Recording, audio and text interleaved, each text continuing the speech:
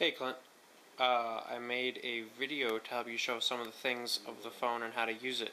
Hope you find it useful. Alright, so here's the phone,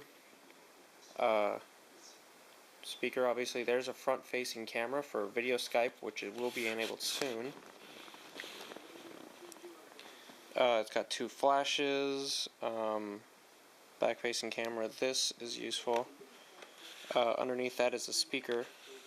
It sounds better when you have the kickstand up. Careful with the kickstand; it can be easily broken. Not too easily broken. It's actually pretty damn tough, but just careful when you have it out. On the front here, you'll find we've got 4 buttons. They're like touch-sensitive buttons. They're very useful. They are you'll pretty much use them all the time for navigating. Those are really the only buttons you have, and aside from the lock button up here and the volume buttons over here. But if you're anywhere and you want to get back to the home page, you hit the home button.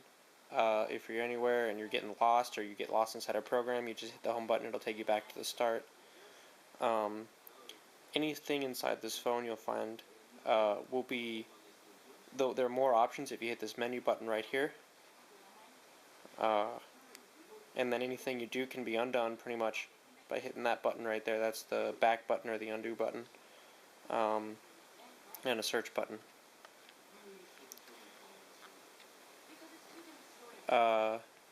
So first and most importantly is, how does it operate? Hold on a sec. How does it operate as a phone? So the phone button is right there. You hit that, and there's your dial pad to show and hide the dial pad. Hit that button right there. This window up here is full of your recent calls. And that's your call history too. These are calls you've made, and then these are received calls. Just right here, that's your call history. If you hit menu, this is where you'll find your phone book. It's under people. This is where you'll find your phone book. Scroll back and forth, up and down, and then just tap on someone to call them. And it should work pretty well. The back button, just go back to the phone. The menu button again, you can get your call history there.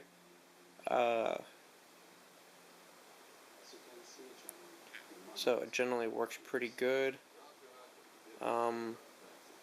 A few things to learn in calling. Let me call someone and I'll show you a few things. Let's go down.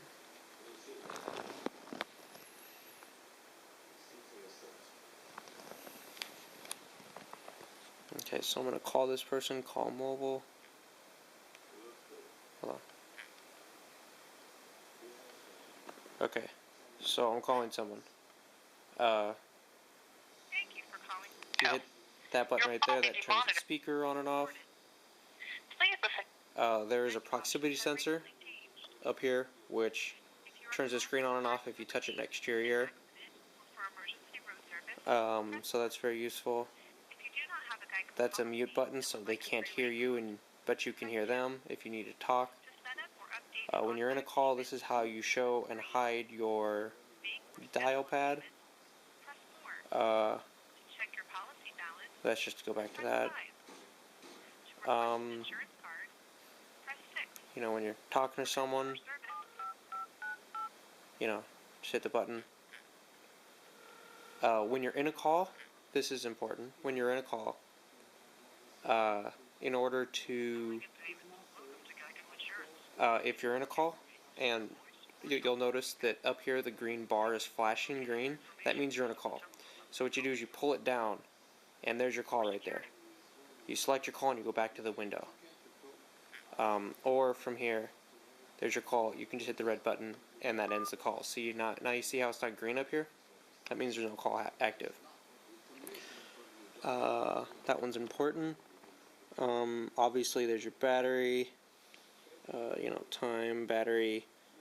That's wireless. That's a phone wireless signal, and then right here it'll say 4G or 3G.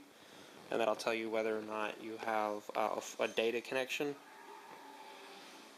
Now I will show you how to use text messages. So you hit the thing that says messages. These are all of your text messages. Here is our previous conversation. This is how text messages look. This is just a conversation between me and you.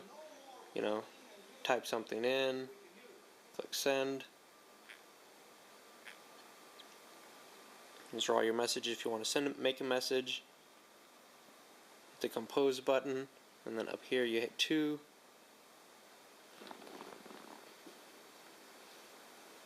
And you start typing in the name, and you'll see that it comes up with a list of stuff. See right now I just typed in KY and it already found Kyle.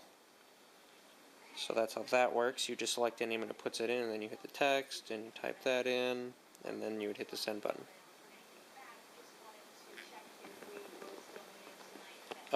Something about the text message thing. If you hold on R, there's a grayed out 4 above it. If you hold on it, it goes straight to 4. That's how that works. If you hit this 1-2 number button, that switches the keypad to numbers. There are also more. If you hit this 2-2 button, and then you can hide the keyboard with this button that's just below that right there. That hides the keyboard, and then to show it, you just type in a key area again. This is the backspace button right here, and this is the enter button.